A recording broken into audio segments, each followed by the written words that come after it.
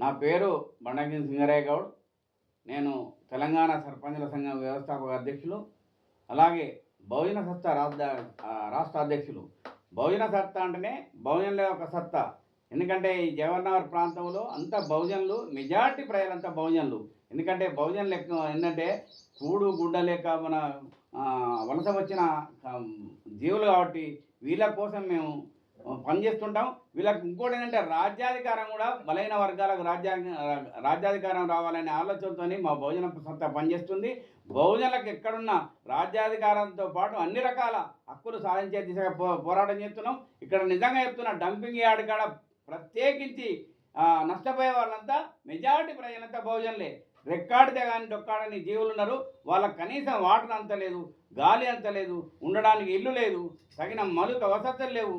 కాబట్టి వాళ్ళ నిజంగా చెప్తున్నా అంటే అసలు వాడు గరం మసాలా కూర వండుకుంటా కూడా వాసన వస్తున్నారు, రాకుండా ఉన్న పరిస్థితులు ఇక్కడ ఉన్నాయి.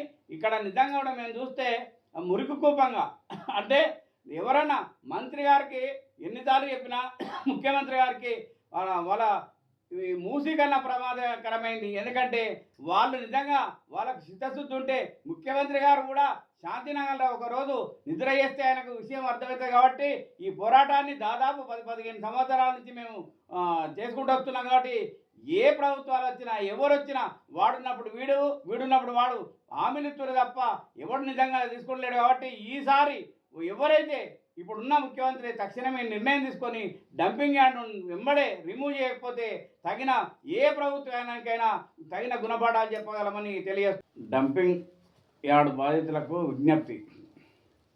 జవహర్నగర్ డంపింగ్ యార్డ్ పరిసర ప్రాంతాల ప్రజలకు ముఖ్య విజ్ఞాపం. ఎందుకంటే జవహర్నగర్లో ఉన్నటువంటి డంపింగ్ యార్డు చుట్టుపక్కల దాదాపు 15 నుండి 20 కిలోమీటర్ల వరకు వాటర్ పొల్యూషన్, గాలి పొల్యూషన్ జరుగుతున్నది. కాబట్టి ఈ ప్రాంత ప్రజలంతా అప్రమత్తంగా ఉండాల్సిన అవసరం ఉంది.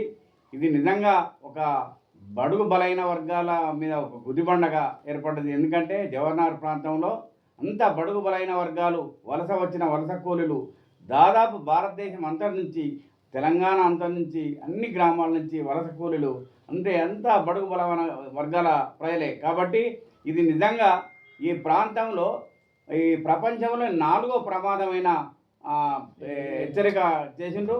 అలాగే భారతదేశంలో ఢిల్లీ తర్వాత 2వ స్థానంలో ఉన్నది. కాబట్టి ఎంత ప్రమాదకరమో మనకు అర్థమవుతుంది.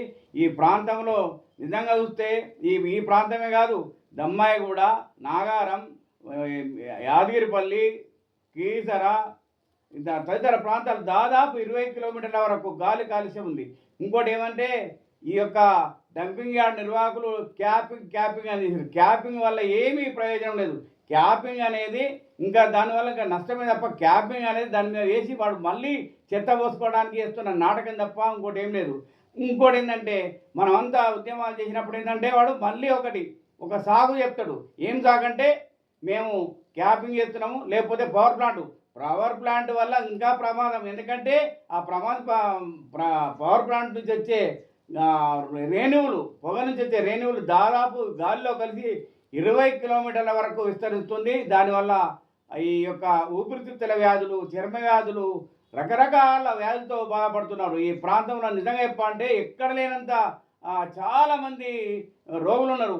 కానీ ఇక్కడ నిజంగా చెప్తున్నాము, వాటర్ లేదు, తగిన మౌలిక వసతులు లేవు. దీని గురించి ఎన్నో పోరాటాలు చేశారు.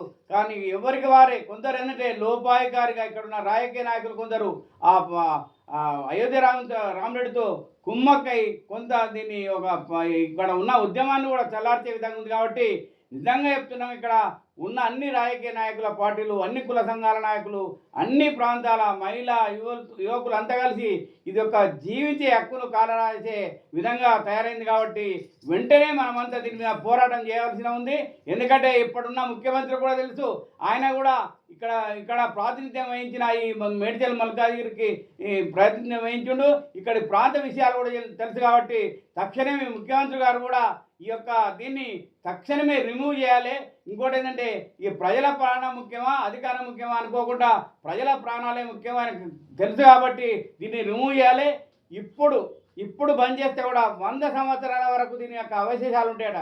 ఇప్పుడు బంద్ చేస్తే అంటే ఇంకా 100 సంవత్సరాల వరకు కూడా వీళ్ళ జీవనాలు నాశనం అయిపోతాయి. కాబట్టి మీరంతా పార్టీలకు అతీతంగా అన్ని పార్టీలు, నీ ఏ పార్టీ అని ఉండని, నీ అజెండా మాత్రం ఇక్కడ ప్రజల ఉన్న, నువ్వు పార్టీ సైడ్ ఉంటావా ప్రజల సైడ్ ఉంటావా అనేది తెలుసుకోవాల్సిన అవసరం ఉంది.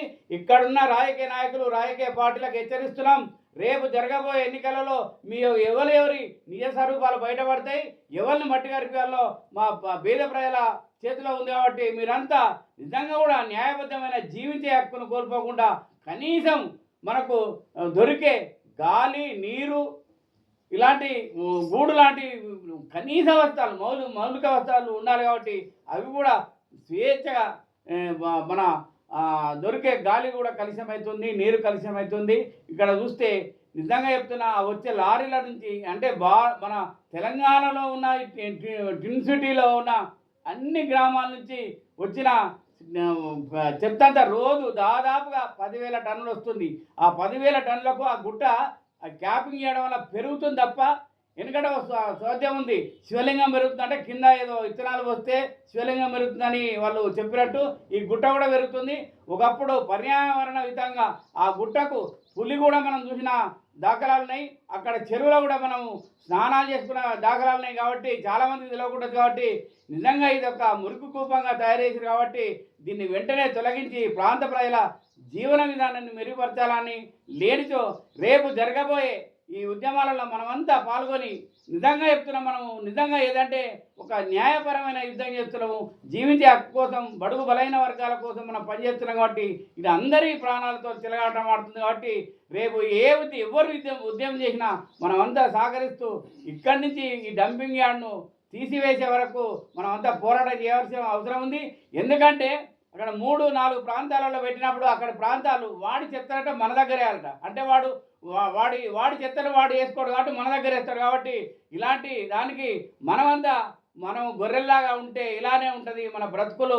రాబోయే తరాలు అంటే ఇప్పుడు పని చేస్తే కూడా 100 సంవత్సరాల వరకు కూడా ఇలాంటి ఈ అవశేషాలు ఉంటాయి. కాబట్టి ఇంకా ఇప్పుడు కాకుండా మనం ఇంకెప్పుడు చేస్తాం, ఇప్పుడు వయస్తేనే 100 సంవత్సరాలు అంటే మన 2 తరాలకు కూడా ఇంకా దీని ఎఫెక్ట్ ఉంటుంది. కాబట్టి దీన్ని తక్షణమే రివ్యూ చేయడానికి మనమంతా కలిసికట్టుగా అందరం, ఈ ప్రాంత అందరూ ప్రజాప్రతినిధులు, అన్ని పార్టీల నాయకులు కలిసి ఈ న్యాయబద్ధమైన పోరాటంలో కలిసి రావాలని తెలియజేస్తున్నాము.